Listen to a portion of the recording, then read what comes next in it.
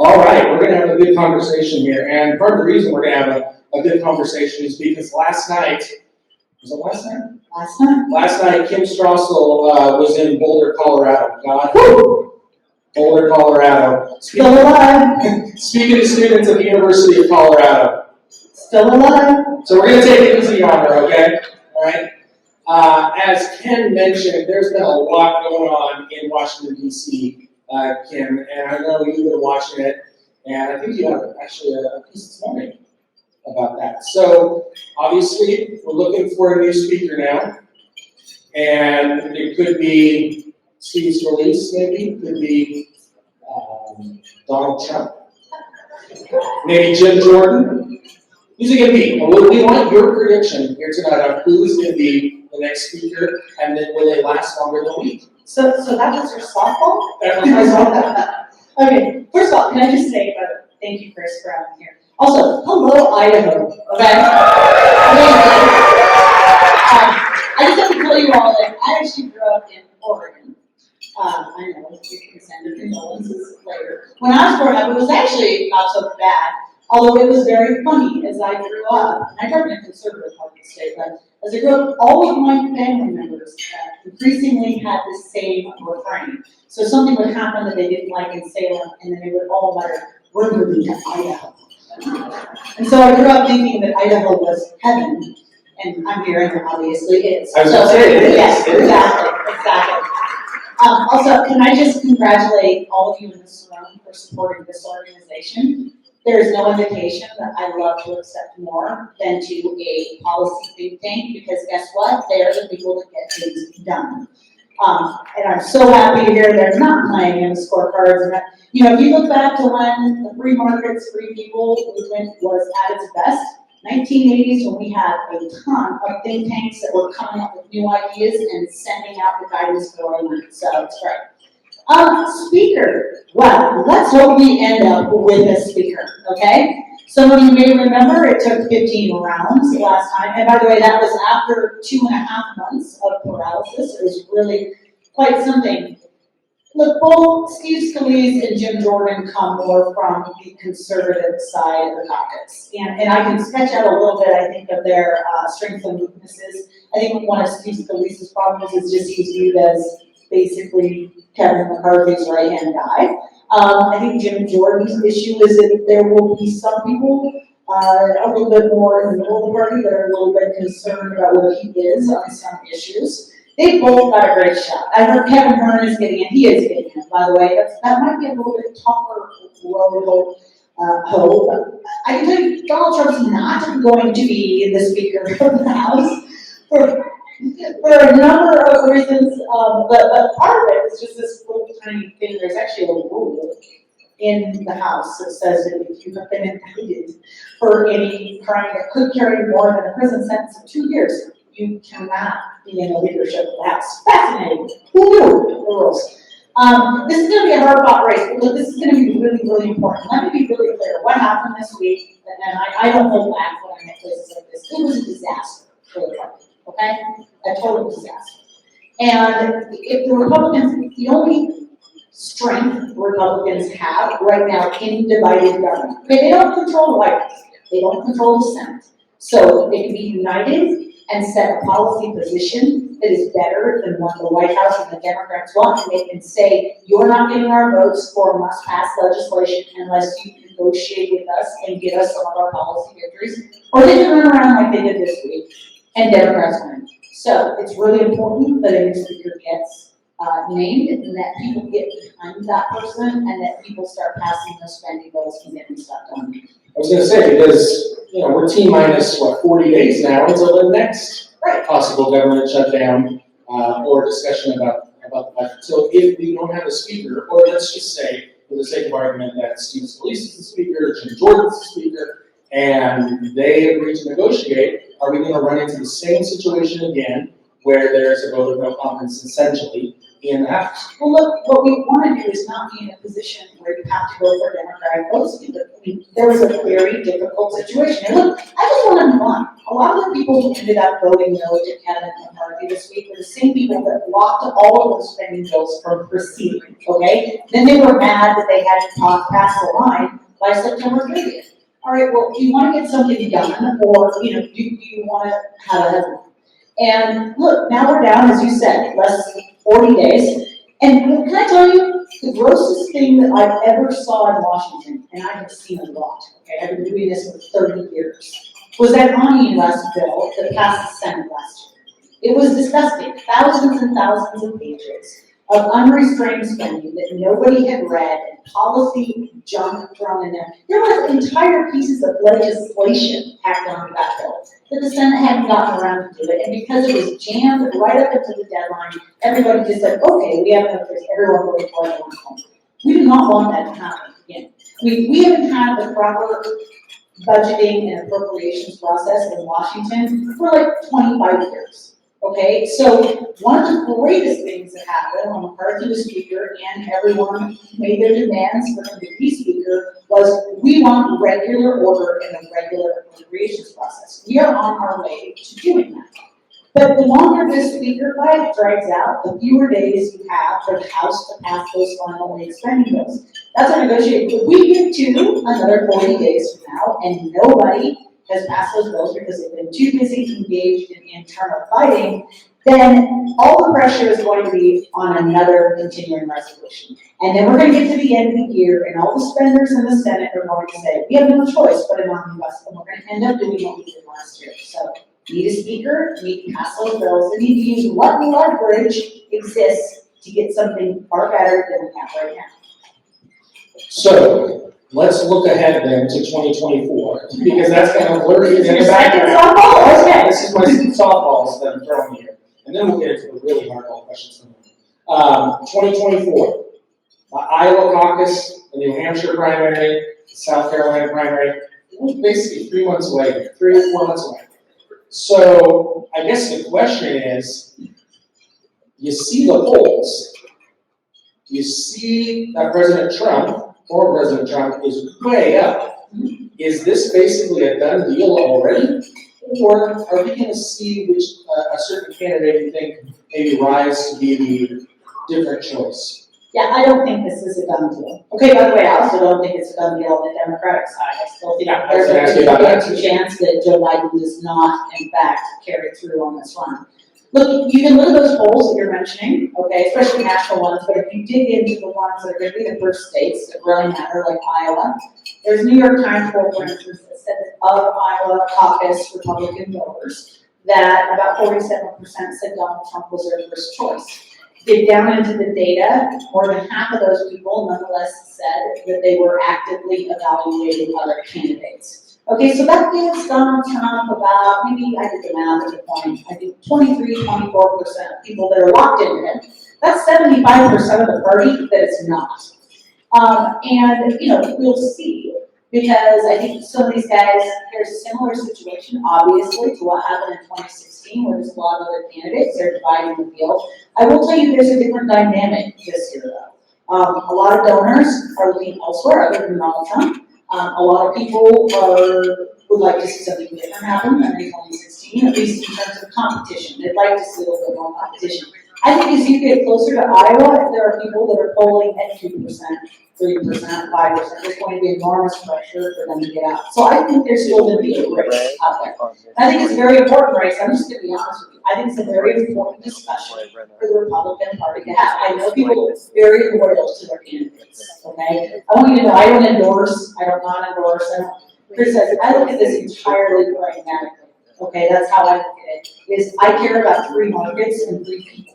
And I want someone in office that's going to win. I want the best candidate who's going to win, who cares about those things, and then we'll see it through. And, one of the problems I think the front runner has at the moment is that 50% of the country really has an issue. And I sometimes ask myself, in fact, I ask myself this a lot, if Joe Biden's numbers as terrible as they are, we had a Wall Street Journal poll recently, his approval rating is at 39%. 3/4 of the people we asked said he should not run for president again because he's too old and not able to do the job. I truly wonder if you had someone at the top of the ticket that wasn't as polarizing, if they wouldn't in head-to-head matchups, the other Republican currently be 10 points ahead of Joe Biden. And I just think that's a discussion the party needs to have. Age, experience, but also what's your best shot for winning an election and then getting someone who's a fighter and then do what they need to do. The best real estate agent that we have here in Idaho is Gavin Newsom. So, congratulations. My question to you, Kim, is Gavin Newsom potentially going to be waiting in the wings if Joe Biden decides not to run? Gavin Newsom already has an entire campaign structure waiting to go. He is simply waiting for the day that Joe Biden says, I'm not going to do this. Look, the Democratic Party has a big problem. The Democratic Party's big problem goes by the name Kamala Harris. So, they put her, they thought they had all kinds of good reasons for putting her on the ticket when they did. And now, disaster. And what do you do if Joe Biden sits down? Because there's going to be a lot of people saying, hey, she's next in line, she deserves to get to go. So I always keep saying, how do you solve a problem like Kamala? And, that's their problem to solve. But I can tell you, that's one of the reasons he's still in the race, is because the kind of grand poobahs of the Democratic Party still have not figured out how to handle the problem that is Kamala. And if they could, I promise you, they'd be pushing them out the door so fast, because they would love to have. Now, I'm not saying Gavin Newsom would actually be a better, maybe anything would be a better candidate. But, I think there'd still be a lot of liabilities for the Democratic side. He's an out-and-out progressive who has a terrible record as governor in California. J.B. Pritzker in Illinois, it's the same problem. I'm not saying they have an automatic great nominee, but they would be pushing Joe Biden out the door right now if they can figure out what to do with number 2. Michelle Obama. I know. Everyone is like the weird great fear of the free market conservative movement. I don't see it, and here's why, just because if you're going to run a campaign and you're going to run it well, it takes a lot of organization. And to kind of out of nowhere come and be that. Also, I do really believe this too. The American people are getting a little bit tired of legacy politicians. The first Bush, the second Bush, Clinton, and then Hillary comes back again. Really, Obama and then his wife. I mean, we got 320 million people in this country. Maybe we could try something else.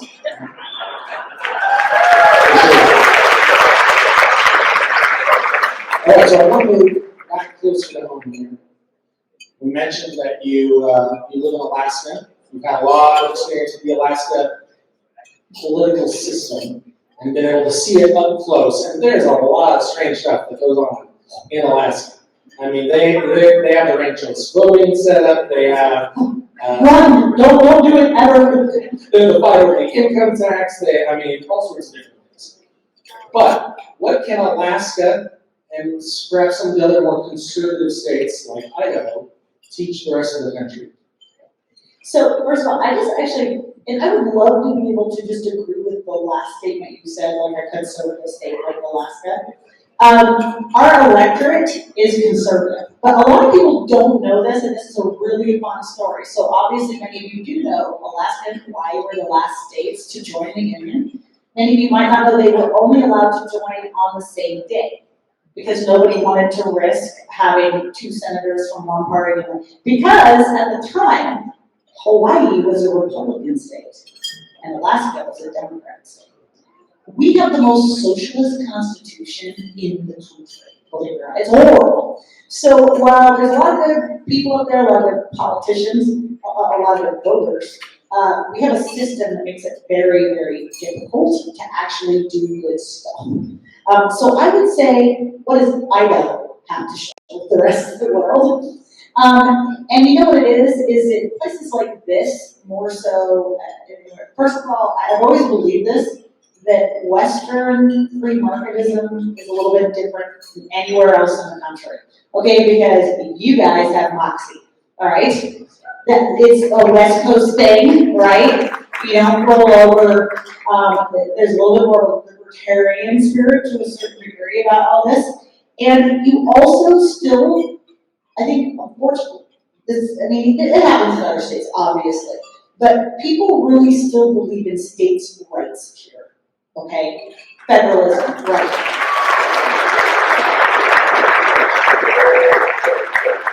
And whenever I go out and speak, I have all these people that they say, God, when you look at Washington's a disaster, I don't want to vote anymore, what do I do? And I always say, stop watching Washington.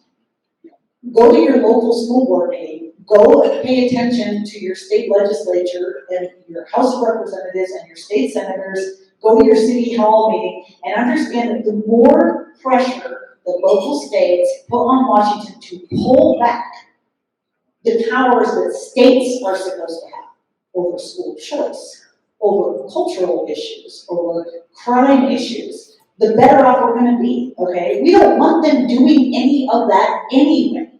One of the things in that book you just noted, I went back and Morton Friedman had a really great, he was talking about how if you go back to like the 1930s, the average federal taxes were about 4 or 5%.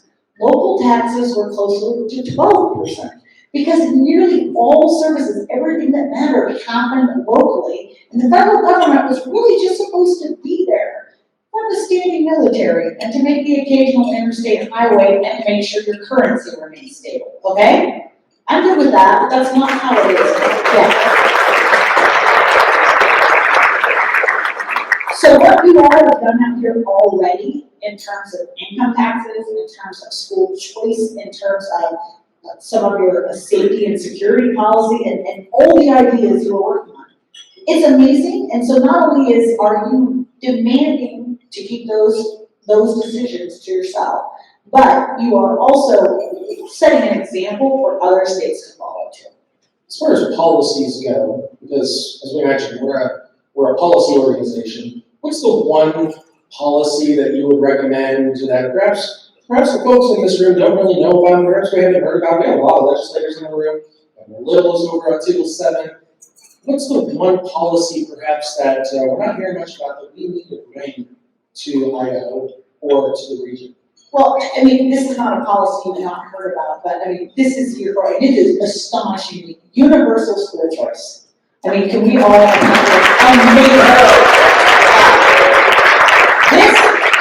this is a year of parents, okay? This is a year of parents. And people saw what happened to their students during COVID and lockdowns, and it's been so amazing to watch this happen in state after state. Finally, I can't tell you how much this has changed since I first started. I remember the days not so long ago when we conservatives, we free market people, were trying to make the case for why we should have school choice in the worst schools in urban environments. And everyone suddenly realized that that's not good enough. You need to have it everywhere. So there's that. The other thing I would really note is I think no one is paying enough attention, and this is just so important because I'm watching state after state topple on this. And ever since I've been doing this job, there are certain issues in which free market people, they duck and run, okay? Because they just feel as though they don't want to take the incoming heat from the media and all the elites and the great and the good. And right now, our problem right now on that is climate, okay? We have to be doing a better job talking about the need to be energy independent, the need to be using our own resources here. We need to be talking about the fact that this country has led the world for the past 20 years in carbon emissions reduction simply because we were wise enough to move to that bountiful resource we have here, which is called natural gas. And that everyone needs to understand that the climate agenda, the creeping climate agenda, I call it because it's beginning to be infused in every aspect of your life, is all about taking away your control in every aspect of your life. All right? This is not just about your cars, okay? We've already seen them doing it. They don't want you to use natural gas on your cooking stove anymore. They don't want you to have a generator, okay? They don't want you to have a diesel pickup truck. I actually recently looked up the stats for that new Ford pickup truck they made. And it turns out that if you don't spend like another $30,000 on top of the $70,000 that you're already buying to get the extended life battery pack, you can't really tow anything, which I would imagine people here in Idaho care about. You know, I'm one of those people. I have a boat. You know, I have trailers that I pull my snow machines around in. I have an awesome truck. I'm just telling you, it's awesome. But I went and looked it up. Basically, yeah, if you want to put like an aluminum truck behind your Ford and then drive it to the end of your road and put a tent on the top of it, you can go camping with that truck. But other than anything there, like you might make it 200 miles, that's it. And no one's thought about this. There's no, I mean, this is an ideological agenda. But they want to take away the food you can eat, the things that you can drive, the appliances you can use, the clothes you can wear. You know, everything is under the agenda. We have to start being much more aggressive and pushing back on this. And so this would be the thing that if I could argue, because this is being done intentionally. People understand that you can say the world's going to end in 12 years. Then they can say, and therefore we need to control every aspect of every element of your life. And if we don't start pushing back on that basic thing, we're going to lose our freedoms very quickly.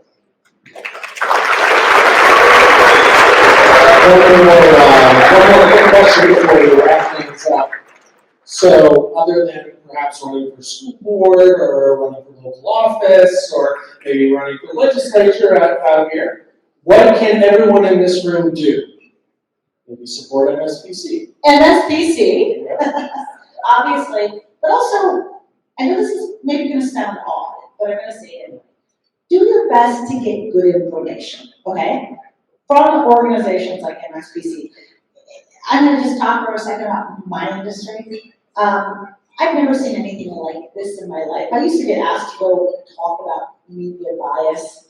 And you know, I used to say with truth, I really believe that. I was like, you know, I just don't work on the news side of the newspaper. I truly believe, like, there's not a lot of journalists out there. The problem is that they all grew up, they all went to school together in the same place, they all like went to the same colleges, they all kind of think the same way, and they're slightly left to center. And it's not that they're out to like get free market people, they just don't really even understand what they're doing. That is no longer the case, all right? Unfortunately, and I do not mind saying this publicly, much of the media has now become a bought and paid for arm in one political party. All right? And I've never seen anything like it. I mean, it is very disturbing to me. I do not take glee in saying that because, you know, my industry, I've thought about this before. If you think about it, it's like the only industry that gets a shout out in a constitution. Like, we have a job, and our job is to keep government on the straight and narrow, to question authority. And that's how we ended up with things like the Russia collusion hoax, because our press was not questioning the FBI. They were taking dictation from the FBI. And that's how you end up with that kind of scandal. So a lot of what you guys are hearing or reading, I mean, I know everyone in this room is savvy, so it's probably not, but even some of the stuff coming out on our side too. People get very emotional, they get very angry, and I loved the conversation earlier about we need facts, we need debate, we need analysis. You need to understand what you're doing to make those decisions. So don't just try to go read some people that actually inform you of what's going on and can back up what they're doing, rather than go through life just being angry. It's not going to help our side. We have to be rational about what we're doing. Kim Strassel's book is The Biden Malaise. As I mentioned, she'll be out signing copies. Let's thank Kim. Thank you. We will also see her on stage. Please turn your attention to the moment.